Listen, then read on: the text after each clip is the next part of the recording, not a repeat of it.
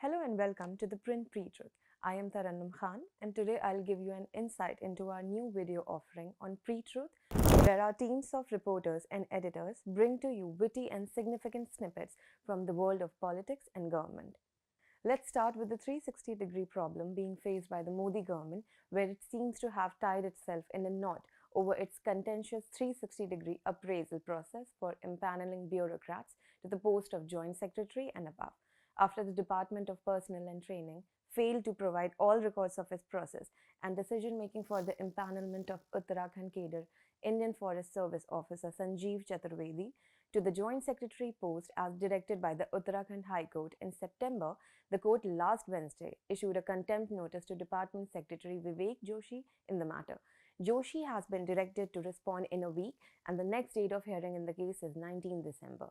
Joshi, however, was repatriated to his parent cadre, Haryana, last Saturday by the centre.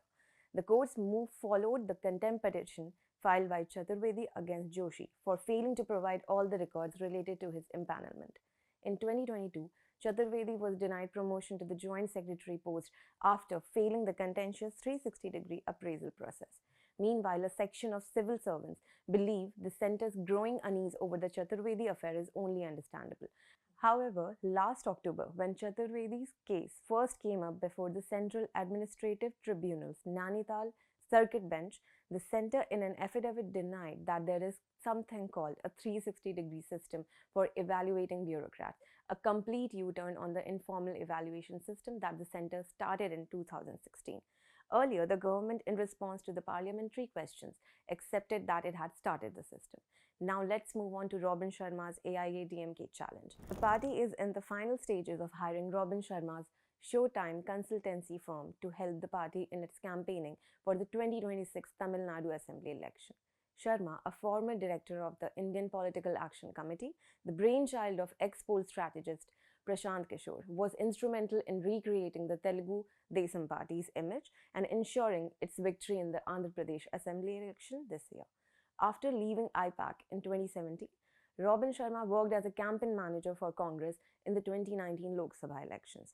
Later, in November 2019, he started Showtime Consulting and worked for the BJP in Meghalaya during the assembly elections in the state and in Maharashtra during the 2024 Lok Sabha election.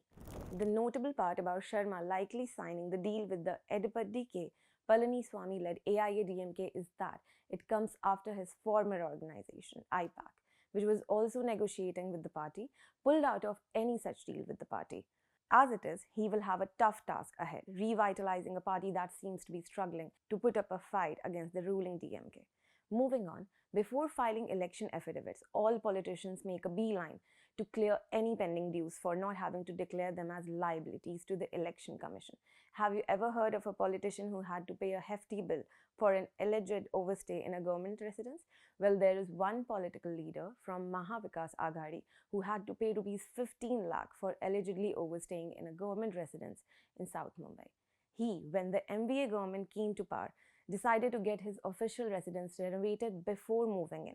By the time the renovation was over, the COVID-19 pandemic struck, delaying the politician's move to the newly done-up house. Then within 6 or 7 months of him shifting there, the MVA government fell and he had to move houses again. The entire shifting process reportedly took a few months longer than expected, during which sources close to him say the MVA leader got oral approval from the State Public Works Department to extend his stay for a bit. However, the department never put it in writing and on a fine day generated an expensive invoice. The MVA leaders team cleared it only 3-4 days ago, when needless to say, it was time to make a list of assets and liabilities for the affidavit.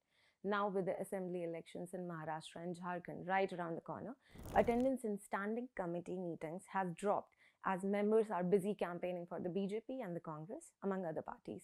Not only the MPs from the two states, but also the MPs from the neighbouring states are missing out on standing committee meetings due to their involvement in the election campaigns. Only some Rajya Sabha members or those who so far have not been assigned any party work are still attending the meetings, while the others miss out on key briefings.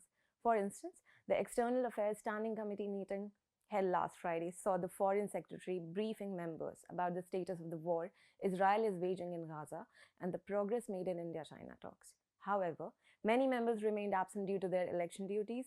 They include Rajya Sabha MP Kavita Patidar, who the BJP has made in charge of few seats in Maharashtra, and Chhattisgarh MP Vijay Baghel, who the BJP has deputed to Jharkhand. Also absent was Brijendra Singh Ola, the Congress MP from Rajasthan's Jhunjhunu, who is busy campaigning for his son for the Jhunjhunu bypolls. Jagdambika Pal, the chairman of the Joint Parliamentary Committee, called a meeting next week and proposed 5-day trip to meet stakeholders in different cities. However, the committee members have asked her to spare them from any such trip, citing the hectic election campaigns.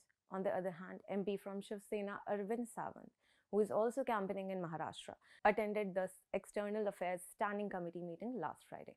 The other exceptions include BJP MP Nishikant Dubey, who despite party work in Jharkhand, came to the Public Accounts Committee meeting last Thursday before returning to Jharkhand.